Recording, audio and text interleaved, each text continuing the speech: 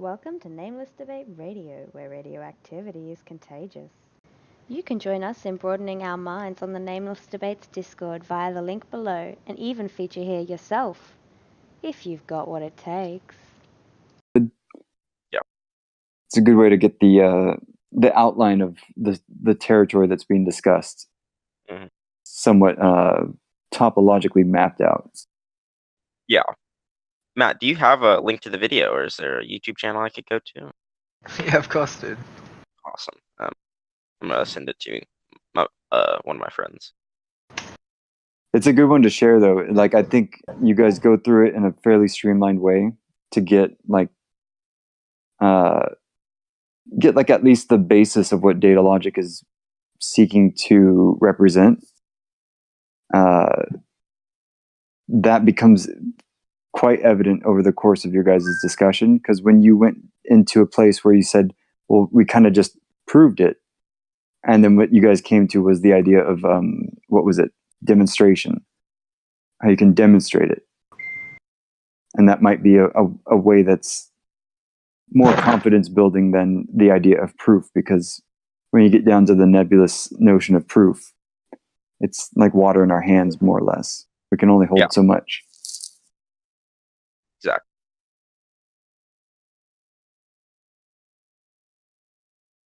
I'm going to destroy you now, Matt. Let's hear it, dude. I'm just kidding. He's gonna flip it on its head. Oh, this is what I was gonna say, though, to both of you. I mean, to whoever cares to listen. I found myself not knowing Matt's position on, hardly anything when it comes to like personal preferences. But over the course of our friendship, go ahead, man. No, I was just saying, Oh, yeah, and this increasing tally, if you will, or percentage of the things that I find overlap on, like that I personally have like a similar idea or maybe a nuanced difference of opinion, but not really in position. Just maybe the flavor of words that I would choose to spice up the dish. That's about all I usually find myself differing on with Matt.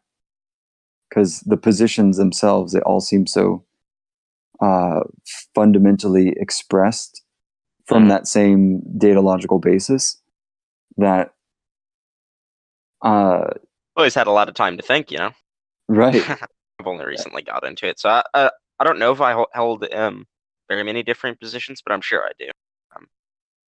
Well, the vegan one, change, of course. Right? Yeah. Exactly. That's you're not pro-vegan, are you? Matt? Matt, yeah. Yeah, and you, are you? I went through a phase where I was pretty heavy into it, and I still agree with a lot of the kind of arguments and reasons for it. I think there's a good health kind of line that you can take with it, but ultimately it was just not something that I could hold down on. Yeah. So like I basically, I'm pretty satisfied with the idea of omnivorism, or just being an omnivore. And the convenience one, like you guys went over, that's I'm pretty sure that's one of the paramount reasons that that's the case. Yeah, well, if you base your argument on the main reason people actually do it, it's pretty hard to argue with. It is. And I love some good vegan cuisine. Like, we still seek out vegan restaurants wherever we go, my family. But it's not a matter of like religious adherence, at least for us. I'm about to eat a chicken patty in a second, so nice. It's good though, man, that like you're open to hearing all sides of it. Oh yeah, I'm pro-vegan, like I said. It's a very loose position, so it's like, I can see both sides. It doesn't. Well, it is God's original diet. Yes. I'm kidding, but when you think about the Garden I'm glad you're kidding. Oh my lord, Yeah. that was scary. It was a frightening moment for me. I was like, oh no. I'm like, well, Adam and Eve were just frutivores, so Sorry, you don't know me enough to know that I'm joking. Yeah, I didn't like take it that because it could have just been like reference to God or the Bible, not necessarily they believe in them either. So Right. not you may even believe in them and it wouldn't matter to me. Same. Yeah, I actually don't have as much of an issue with theists as I used to in my past, but I have met now through Discord a number of very abrasive theists that Oh yeah, I've I didn't met a know they few existed. Muslims in the past few days that are very aggressive. It's not like they just argue with like atheists as well. They like argue with each other, and they're hardcore. Like Right. they take those interpretations of the Quran, like they'll fight over that for hours. Like it's crazy. Right. Yeah, I mean, I've been trying to find a way to express something about like, it might be like an Alan Watts idea, but the adherence to the letter of the law as opposed to the spirit of the law. Mhm. It seems as though people like to bicker over the letter as opposed to help What each do you other mean exemplify. by the letter exactly and the spirit? So, like, if someone were to say, like, the word of the literal Bible translation. exactly is the literal word of God, Ah, I just okay. think you could get lost. Not even just that. We're talking like the way people interpret like legal laws. Yes, especially that too, man. Like the They legal ignore framework. like the theme or the Mm-hmm. idea of the law rather than just take it verbatim as it says. Yep. And they don't put it into some like updatable context that takes the new information of the circumstances and then judges accordingly. It's very hard to instruct Yep. people how to do that within words that are just there to be misinterpreted any number of ways. Mm-hmm. But yeah, the letter of the law is essentially the idea that people love to, like you said, bicker over scripture, whether it's the Bible, the Torah, the Quran, and they'll be fighting over perspectives when you boil it down, or presuppositionalism of some form.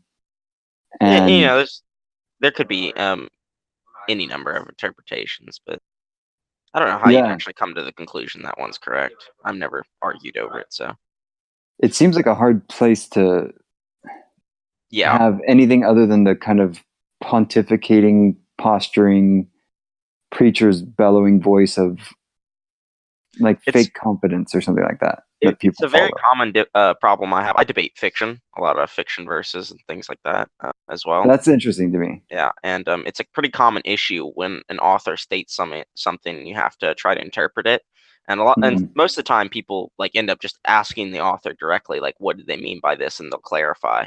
But that's not really possible with the Bible and the Quran. So I agree, man, and that's actually what I love about Matt, because like, how often do you meet one of the people that is like willing to engage with their ideas all the time, every day?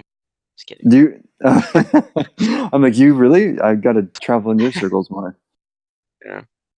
Yeah, Matt was one of the first people that actually I was able to have a far-reaching ontological conversation with, that in spite of our I wouldn't even consider it a rocky start. Like, we had a pretty effortless start. When I reflect back on it, first met him. I'm Were still you? pretty hostile with some of the people. Yeah, I was annoyed, but it's fine though. It's interesting to hear, though. I think. Yeah. He admits he knows he's a cunt. Very aggressive. He's extra quiet tonight too, or maybe I'm just overly chatty. Nah, man, I'm just listening for a bit. Okay. Yeah. He's just lurking in the background, waiting for his opportunity to jump on me with the "No, you're completely wrong." Matt has been really, I think, patient with me too, in terms of, because I'm older. Like, I'm 36 and got family, 3 kids, wife. But I've been, at this whole, what I just consider like an ontological awakening for the past decade or more. And trying to trying to base it on like ideas that I would more or less just try to base everything on the imagination and the admission of everything having this imaginary basis being what I didn't know was essentially a form of presuppositionalism. And like, as I,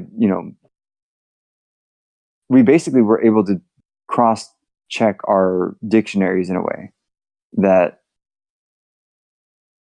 augmented both of us in a way that I think I fill in for, because Matt has what we would call aphantasia in kind of modern psychological terms, which is like he doesn't really have the ability to perceive things like he doesn't really see pictures in his imagination at all. It's like a third eye type blindness. And I have like an overactive imagination, like really just always imagining things.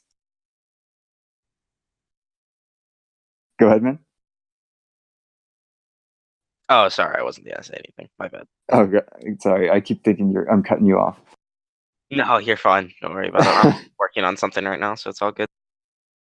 But yeah, like that little feature right there, like we ended up finding the complement in each of our approaches, that I took a more aesthetic route, he took a more logical route, but he had what I missed and I had what he didn't really require, but he could see the value in nonetheless.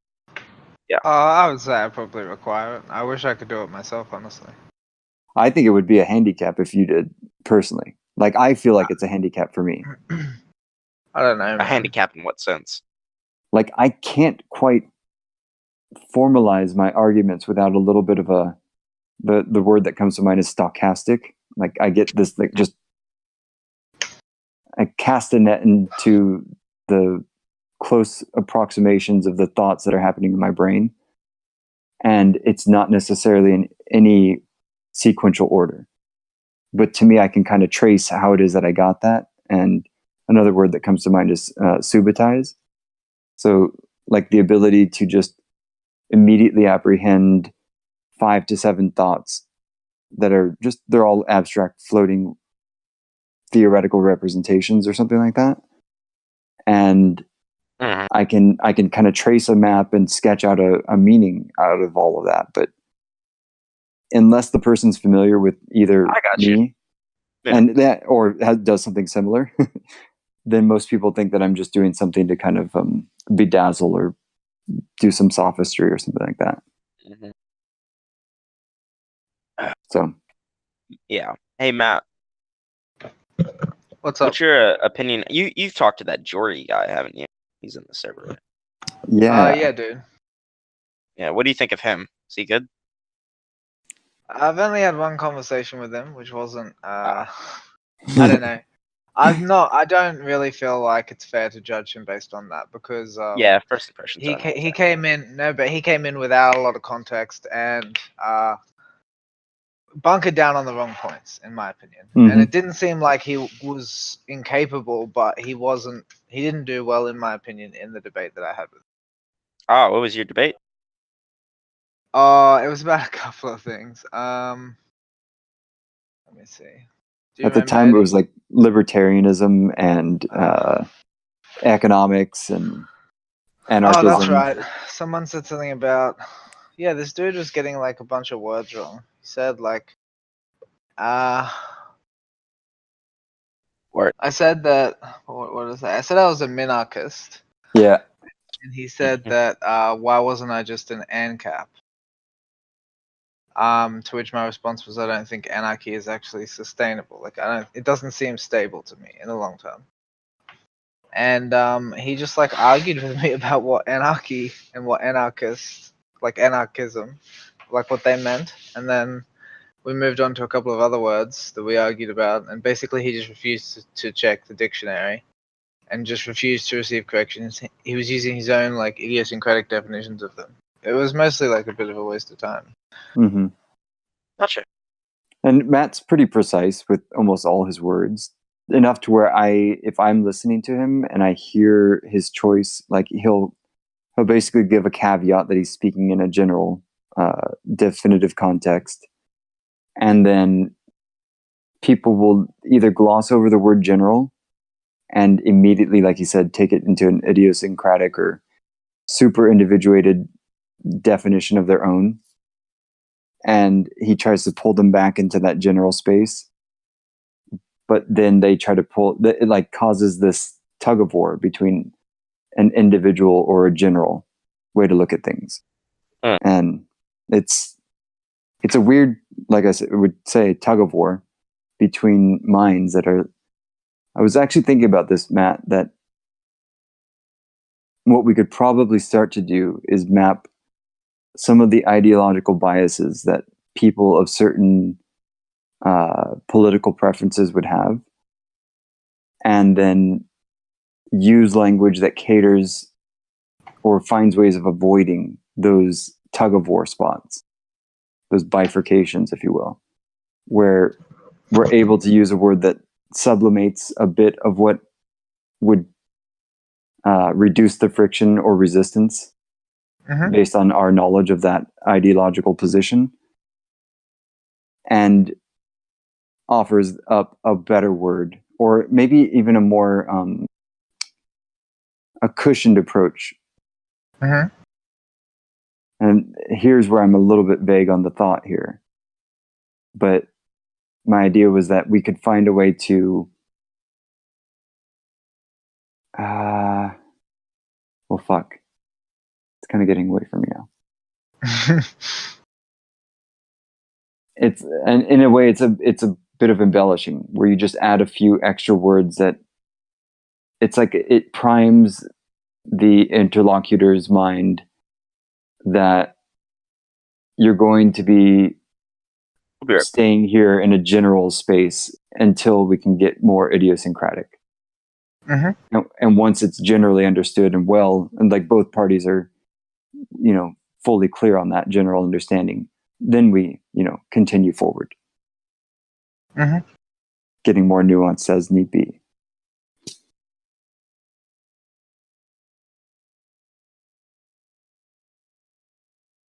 Yeah, but so in some ways... is Brendan coming at all? I was hoping he would pop in.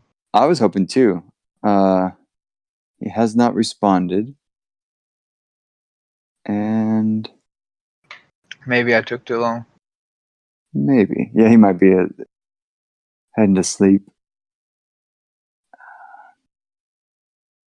Yeah, I checked on Messenger too. He's at least looked at the message. Yeah. Let's see what...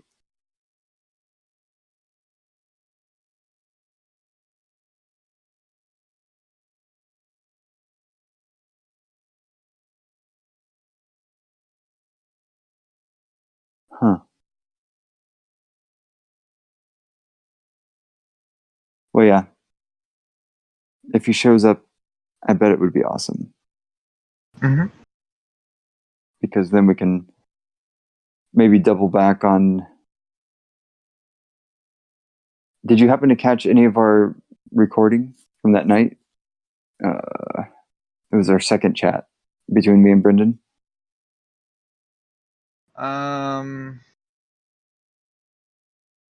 Yeah, I'm sure I've got it. I haven't actually looked at it yet because I've got. Did I tell you my hard drive? I was trying. Yeah, dude. So I can't even. I'm such a fucking moron, dude. I hate that kind of thing too because it takes forever. Oh, dude, I didn't even know that I'll definitely get it back, and there was a shitload of stuff on there that so my fucking hard drive was failing. So I was like, oh yeah, I'll be clever and I'll move all my stuff onto this other hard drive that is working fine. And I did, and I got all my stuff off it, all the work that I've done. So I've got 15 or 16 recordings that were edited, but I hadn't put them into videos yet because rendering takes goddamn ages. And then I had all the other videos that I've got on there, all the resources and everything for them, so that I can still use them and stuff. And then the walkthrough. Yeah. Yep, I hadn't uploaded that. I don't have that right now. I would have to down. I would have to. Hopefully, it would still have it on the. It's ridiculous, dude. Oh man. And it's on the old computer Sorry. that got corrupted, or the new one, the new hard drive. I'm sorry. So no, it was like I was trying to set up the new hard drive, and then I was just basically a big dickhead, and I, what do you call it? Formatted the wrong drive. Started to format the wrong I drive. see. I see what you did then. That's Yeah, a perfectly bummer bonehead move. That's it, man. It's really cool. I love it. Well, at least you made a mistake once in your life, right? Yeah, for sure, dude. Taking it easy for all us sinners out here. Dude, so the reason why I asked if you had heard it, because I did my best to try to convince Brendan that, well, one of the things that he said was like, is it possible to just have like a personal understanding of DM theory, but then kind of take it elsewhere based on his own preferences? And I'm kind of butchering a little bit of what he said, but basically for him to do his own version of it. And I said, that basically seems cool to me, but like, what is it that like we ultimately disagree on? Like, it would be good for us to both know. And he wanted to kind of take us to task on the point that you reiterated in this last chat with Noodles, that, you know, ultimately would be this inarguable position once people got to know what it was about. I think he didn't fully understand that, and I tried my best to explain that point, but I think I butchered it. Well, I'll have to have a look at it. Yeah, I think Maybe you it's a need good to. thing. Maybe it's a good thing he didn't rock up today, then, eh? It might be, because he would have come back maybe twice as confused. Which, that's why I'm saying, dude, this whole imagination thing might be a fucking handicap. Well, I mean, in some sense, it probably is, but Count your blessings, man. it's pretty cool. I like it. It's good for artwork and poetry and, you know, all that kind of stuff, but you still seem to have an ability to poetically extrude meanings without the need to embellish, you know, the kind of visionary aspects of it. Mm-hmm. And it's not any less visionary. I mean, it's definitely less visionary than the kind of work you do. I agree, but I think, okay, so let's see. Dante he seems to be cut from the same cloth that you are. But also I don't think he has that aphantasia thing. So he might be like the Neo-Sapien hybrid of what you and I would be if we had a baby. So, but it's just, you know, I had to do that with a woman. Of course. Of course, biology. How dare you betray me like that? I know it, right? But like he seems to be the thing that would just evolve naturally out of a combination of our minds. Mm-hmm. So he's our sapiosexual love child. Let's put it that way. Definitely an interesting one. I'm kidding. Half of this as well. Mm-hmm.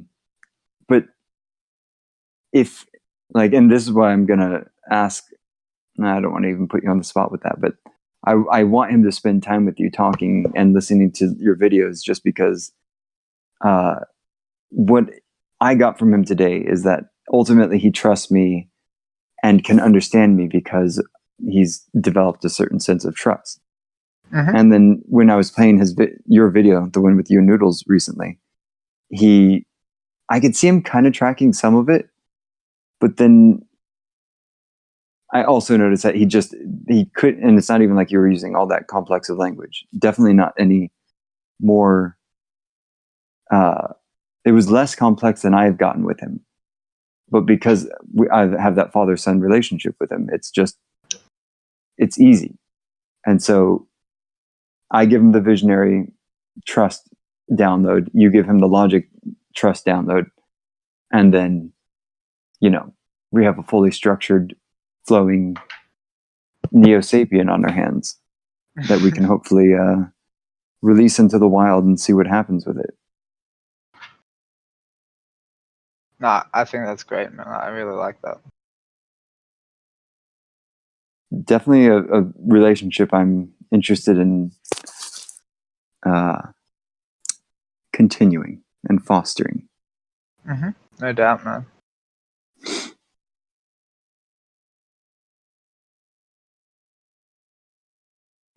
What are you thinking, Noodles?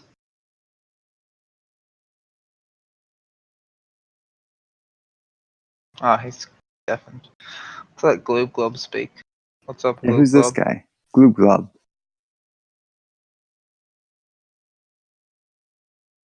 You can unmute yourself, Gloob Glob. Should be able to.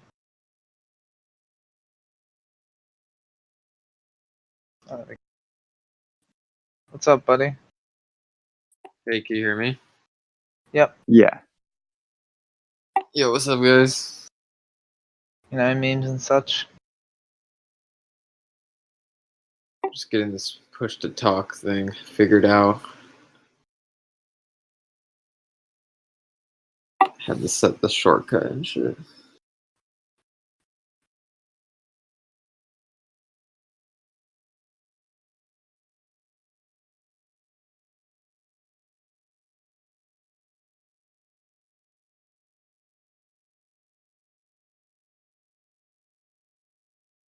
What you thinking, Eddie?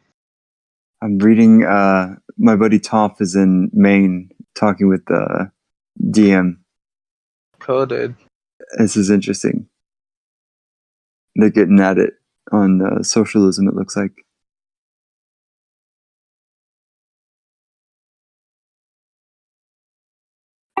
And Sync, what's been up with you lately? I haven't talked to you in a couple days. I remember last time you were explaining the Datalogic thing to me. And then we got cut off. Someone else wanted to talk or something.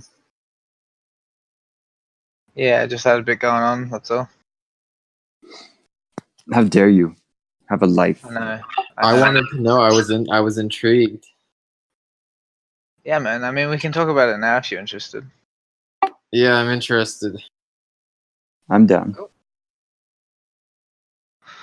Did you have a specific question, or I don't really remember where we would have got up to or anything? Well, you had stated, we were talking about God and such, and you had stated that regardless of if this universe has a God or not, whatever's at the beginning of reality with a capital R is Datalogic or something. That's correct. Mm-hmm. And, so therefore, God isn't at the beginning of reality with a capital R. Close. Not exactly the last bit, but pretty close. Yeah, so like what do you think is at the beginning of reality then? Me. Is it the question? Yeah, that's the question is like what do you, I don't know if beginning's the proper term. Didn't you already answer it though? Well, you said Datalogic, and then Yep. trying to remember what the description you gave of it was. Do you want to give it a shot, Eddie? I would love to hear this. So, like, how to define it? So yeah, just I don't know. Talk to him about it. Let's see. Okay, I would love to actually try and have you. So I'm gonna have Matt correct me when I misspeak, and Gloob, yes, Gloob Glob. Yeah. Are you basically asking what the definition of Datalogic is? Yeah, I think I remember him stating that it is like the fundamental logic that doesn't require like an observer to give it meaning or something. Yeah. So data's it's defined as uninterpreted, non-contingent information, and if you just looked up data on, I think it's Wiki something, one of the wikis, it defines it as uninterpreted information. And the non-contingent part, that, as far as I'm concerned, is meaning that it's not going to rely on anything for it to exist.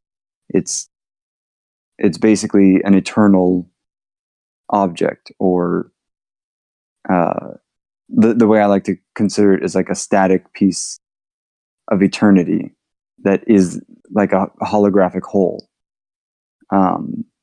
So it's either like a pixel or an omniverse, but it's that whole thing superpositioned unto itself, always and forever, because its opposite, nothingness, Hello. is impossible.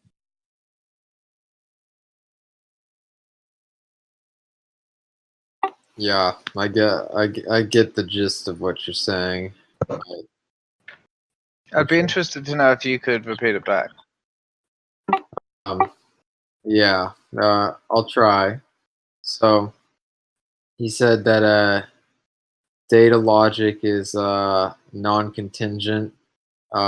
It's the eternal logic behind it all that doesn't rely on any observer. If you look up data, that it says that it's uninterpreted information. So it's it's just the eternal uninterpreted information, right? Not bad.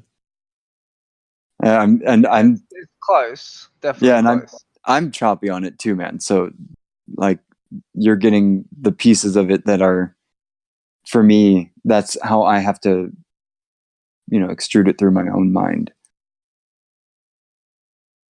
Yeah, well, what you said sounds very similar to how he initially had explained it to me when we were talking before. So It helps that the definition kind of does a lot of the work, and then like how much of an interest do you have in like just words in general or semantics? I'm interested. Because if you take that and kind of turn up the volume on that, my experience of words, and like I basically try and build little visual pictures of each one of them, they start to become these like really fluid pieces of a puzzle that I can kind of use. I'm mixing metaphors here, but puzzle, Lego, they like are interchangeable or modular. And like when it comes to data logic, the logic side of it, I use it's what is it defined as? Gosh, why is it missing? I know it's structure, but it's relational structure of some sort. Why am I blanking on that?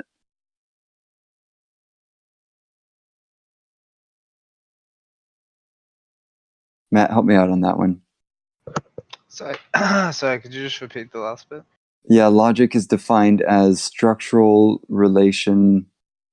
Consistency. That's it, consistency. Well, that was the word I was missing. So, consistent structural relationship is the logic side of it, which, as far as I've been able to learn about logic, all of that is new to me. I used to reject logic because I was more postmodern than I knew I was. And the consistency part of it was, I mean, you can start to use words consistently. And in doing so, like I think as Matt has demonstrated, you get like this,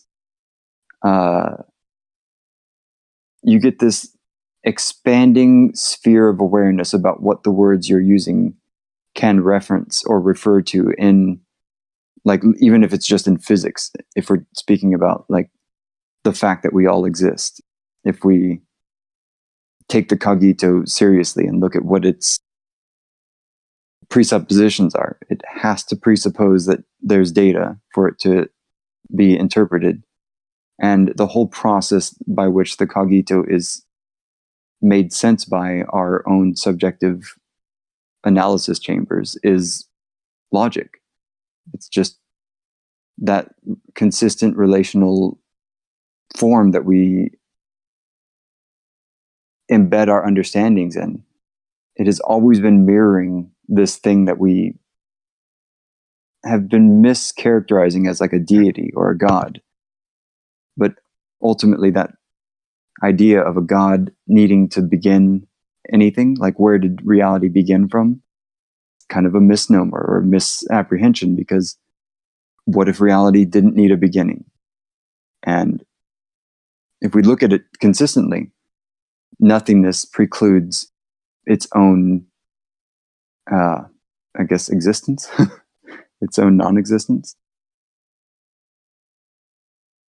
That automatically just gives us a nice little way to stand on the same common ground about, okay, so we all agree that nothingness is impossible. Now what? Yeah, so what I'm interested in, and this is what me and NSYNC were kind of talking about a couple days ago, was like, we're talking about God, and he said, what interested me is how he said that our universe could have very well come from a god or gods and such. Mm-hmm. There is this underlying logic to reality, and it would be more far-fetched, I guess, if reality itself came from God. Yeah. Because how could God be behind it? How could God be before reality itself? Right. So what interests me with this data logic and such is how I conceptualize reality in the universe is I think that when we think about our origin, that we can pose these questions such as where did our life begin, and like how did our universe come to be? Yeah. It'd be like the Big Bang, and we're thinking about our universe as a closed system. Mm-hmm. So we can say, well, perhaps it came out of nothing or such, or perhaps it there was a prime mover. What gets to me when it comes to this discussion about logic is if we do posit that there is some prime mover behind our universe, like our closed system universe that exists in like a trans-dimensional universe or something, Mm-hmm. or another plane. I'm not sure that our logic would necessarily be universal to the logic of that world. I feel as though there could be worlds out there that don't fall under our logic, and so if we have that, like, we're inserting the logic of our closed system into that of worlds that are by their very nature elusive to our closed system. Okay, so let me see if I think I understand what you're saying. And so far as if we could call it logic with like a lowercase l, as contrasted by logic with like an uppercase L, or subjective logic is lowercase, objective logic is uppercase. And what we're saying when like we almost like superimpose subjective logic onto what we're calling objective logic, are you saying that it's not necessarily true, or something to that effect, that our universe has a multiversal logical application to whatever that multiversal construct might be regarded as? Well, I'm suggesting that, for example, the very fundamental logic to our universe, to our reality, could perhaps only exist within our closed system of a universe, and perhaps in other universes out there, they are fundamentally built upon a completely different system of logic, and there could be several different systems of logic out there that somehow create a universe that functions properly. And I guess what I'm intrigued with the data logic is that perhaps there is some type of universal logic that exists outside of all of the universes that all of them must subscribe to this. Cool, man. So let me see if I can clean up the language on this a little bit. If we were to say that instead of universal logic as data logic, if it were omniversal as applying to all universes, and that each multiverse could very well have a variation in its, its data logical extrapolation of some sort, that it's the varieties that would construe that particular multiverse to be, let's just say, different in color or different in mass or some kind of physical constant of some sort, that it would make for life of a different form than we could even imagine at our present informational awareness. I think what you're saying is that data logic seems to fit the bill for the thing that would be kind of like the God logic of it all. Well, I'm saying that I'm kind of skeptical that we could arrive at any type of awareness of any sort of logic that would be elusive to us by its very nature of existing outside of our closed system. Like I feel as though we can ask these questions, like I said, about our origin and stuff, because they're questions about our system of But if we are to step outside of that and say, like, for example, the world that if we are to entertain the idea of a prime mover, the world that the prime mover would inhabit, perhaps that world has such alien logic, is so fundamentally alien that so much about it is alien, not just Right. certain variables, but just the whole thing. It's unfathomable, and Right. for us to try to construe logic that would apply to that world seems to me to be a very hard task. Given that we're always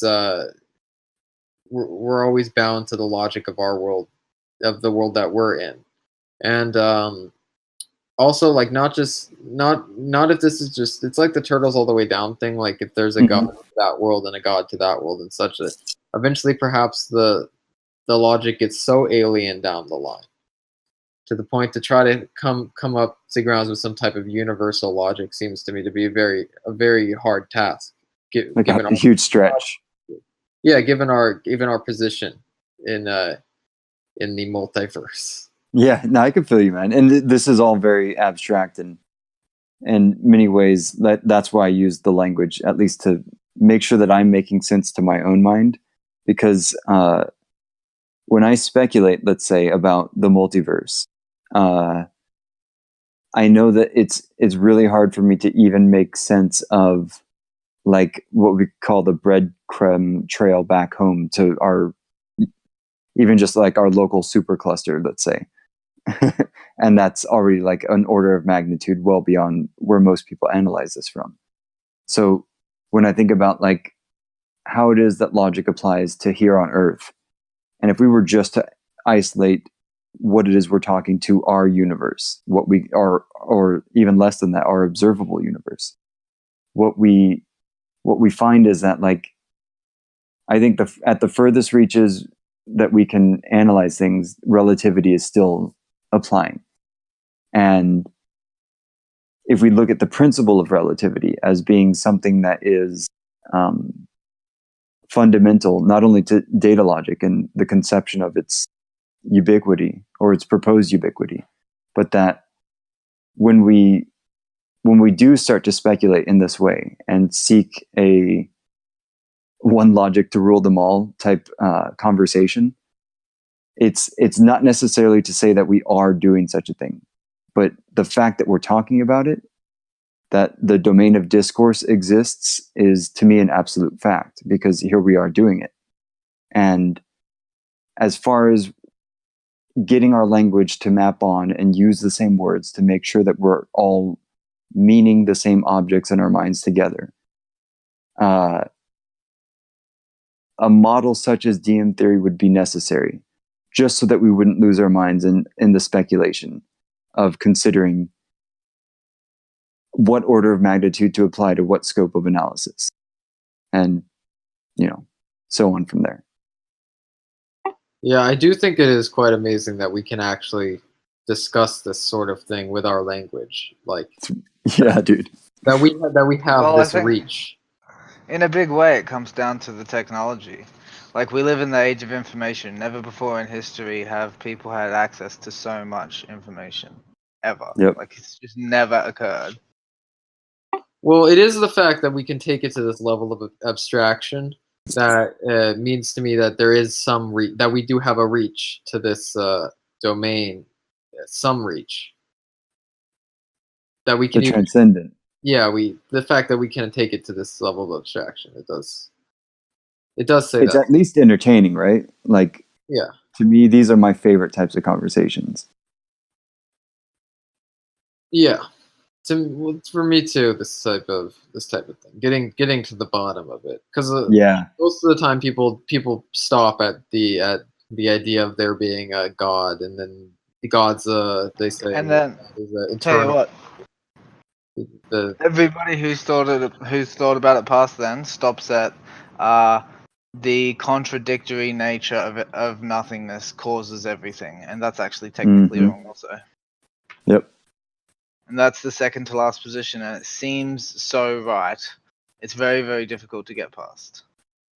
I know I sure had some tough titties there. Nothingness, it's like God, but it's like you're like, no, it's not God, right? It's like this thing that isn't there so that you're here, but it doesn't actually make any sense, because if it was actually what you're calling it, if the reason for it causing things is that it can't be there, it can't cause things. What the fuck does that mean? Yeah. And other than like speculative thinking, like that's the thing that would embrace such a fuzzy concept without at least applying some rigor to it. Mm-hmm. what do you guys logically make of this idea in regards to the afterlife? That rather than the possibilities being either the afterlife or nothingness, it's the afterlife, it's or nothingness, or like an infinite amount of possibilities. That Look, I've heard that one as well, and like it's an easy one. Like I said, it's like if you say that you start with something that doesn't make any sense, what you get is you can justify pretty much anything. It's the principle of explosion. yeah. So, like, I've entertained the idea of nothingness as a blank canvas that whatever infinite potential we seem to be able to carry over from life to afterlife, that the choice would be between eternity, what always is, and nothingness, what never is. And if, like, an object such as ourself is able to survive that boundary condition, the thing that we would, like, my personal experience, like the last experience I had of my imagination of God was it as an electron floating out beyond the parameters of the omniverse. And when I zoomed into that electron, I saw an androgynous child, like a 5-year-old, chasing a butterfly in a field. And that was like the last I saw of the concept of God. And that was like 2014 for me. And I thought to myself, in terms of what that symbolically represented, is the promise of an infinity on the sacrifice of eternity. Like if we could sacrifice everything that we would essentially always be attached to in some way. If we could detach from that, then there's this imaginary postulate of, well, make of nothingness what you will, but it's your own thing to explore without the help of anything other than your own absolute self. Absolutely, man. It's a weird thought, but like that was like a human way for me to kind of anthropomorphize The thing those is, there's things. actually nothing you can't like. The thing about trying to diagnose the problem of nothingness is that you actually don't have anything to work with. So you sort of like have to like think really hard about what can't be the case because you know you're here. You have to like think really hard about how you could maybe not include one of your biases in reasoning about what might be the case if things weren't the way that they absolutely are.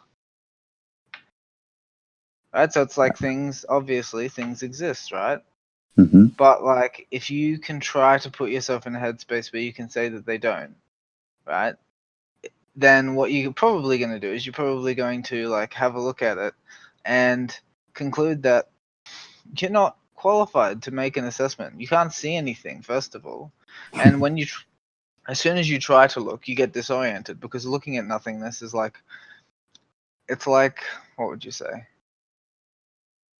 It's always pointing away from the thing that you're looking at. So like it's like the thing that you're looking at is pointing you towards what you're supposed to be looking at, but it's always away from the thing when you look at it. It's like what would you say? Like in like memory, it's like a redirect pointer. You know, it's like the program is referring to this bit in memory, and that bit in memory just says no, not here, there. Yeah, it's moving a goalpost almost. That's interesting.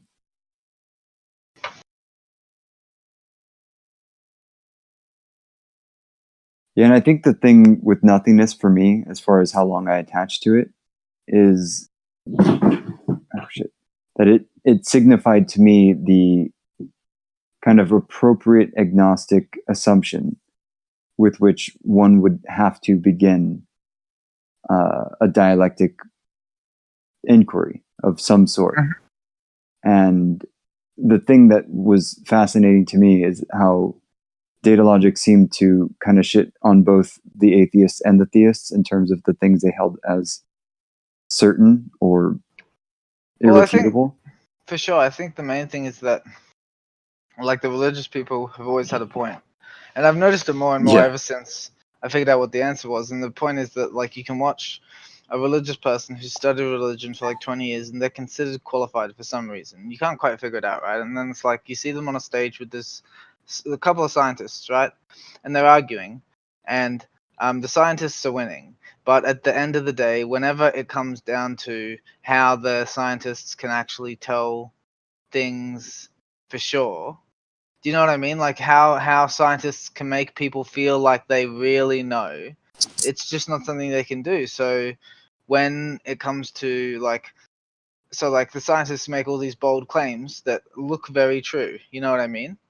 But if you've been taught to think at all, you know, like, well, things look true, but they're not necessarily true. And that's the first thing is like you're overly skeptical to begin with before you figure out how to do the skeptic thing properly. You're just like, okay, shit's fucked. Like you can't trust anything because everything could be wrong. And so people do that. And then like when it comes to listening to people who have actually put in the time to learn how to reason properly, what they think they're doing the right thing, which is to doubt properly, right? Yeah. But because it's like Dunning-Kruger, it's like because they don't know what they don't know, they have no idea that the thing that they're doing is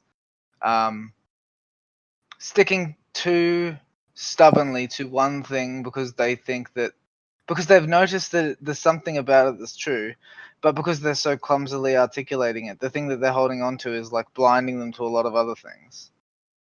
Yeah, there's painting with a broad brushstroke kind of Absolutely, idea. yeah. Articulation's hard.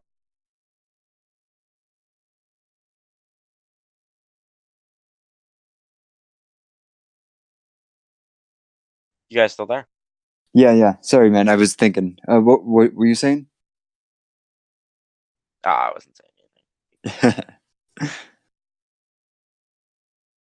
But this is what's interesting to me, though, is that like when we talk about like skepticism and kind of the appropriate volume is the word that's coming to mind, but I'm trying to think of a different way to frame it. Like the aperture of skepticism, if it can be focused to let in a certain amount of light, then the picture that it will render to your mind will be one that it ultimately shouldn't reject. Like even if, and especially those pixels that it allows to compose the image are deductively arrived at, and you've kicked the tires of the model that you're using to give you that image, then it's like you kind of have to at least accept, even if you have still a dash of skepticism still in your heart, let's say, like poetically still holding on to the fact that we just don't know what we don't know. It's worth investing conversationally in the open dialogue that we can have, in terms of, if I constrain my fundamental assumptions about reality to be in accord with DM theory, let's say, or the thing that replaces DM theory, what we end up doing is availing ourselves to the space where all potential can be realized, because our attachments, our preferences, our values, they're all kind of held in suspension outside of the space of realization, which Matt and I like to refer to as intellect. If it's a dynamic process and we're still in the mode of coming to learn what it is that we're analyzing and talking about, we're engaged in a type of interface that isn't necessarily it isn't necessarily going to be regarding anything other than the realization of potential, as everything outside of that function or command it's already too much work to do. Because to me, I get destabilized now if I have to be skeptical about what I'm realizing. I'd rather just be openly entertaining of the information that people bring to this kind of table. And then, if one of the things someone plops down is a steaming pile of dog shit, I'm pretty sure someone will notice. Like, our senses can still kind of render the things that are disfavorable to a good dialectic.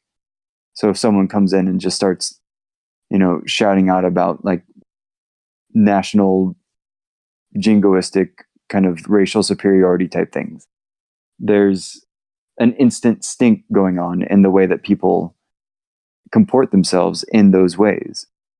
And I guess adherence to the dialectic in pursuit of truth, we kind of, I don't know. At that point, I'm waiting for someone to bring some shit to the table so that we can all find out how it is that it doesn't fit. Like, Matt, why is racism fundamentally wrong? By racism, do you mean like discriminating against people based just on their race? Yeah, solely on that feature and the appearance thereof. Well, like, what's the merit of that? The merit of racism? Yeah, like what exactly? How do you link skin color to something that matters to me? I mean, I personally don't, but like, I think, let's say,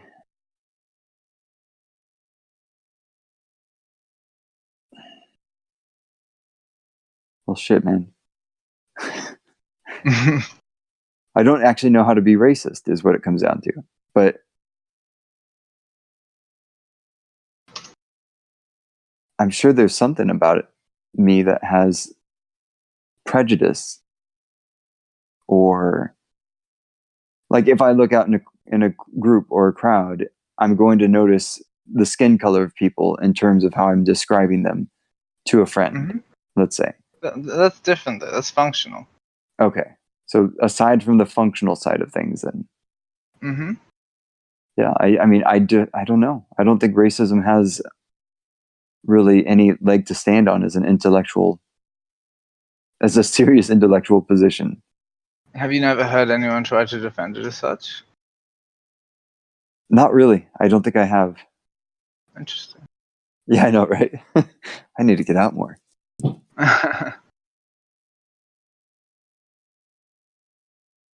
I've been accused of being racist, and In what context? Okay, so here was the joke. Have you heard the joke from Tropic Thunder, said by Robert Downey Jr., who's playing a black guy? Mm-hmm. But he's like an actor playing a black guy. It's a weird meta thing, but he goes, someone says "you people," and then Robert Downey's character says, "What do you mean, you people?" And then the other actual black guy in the group says, "No, what do you mean, you people?"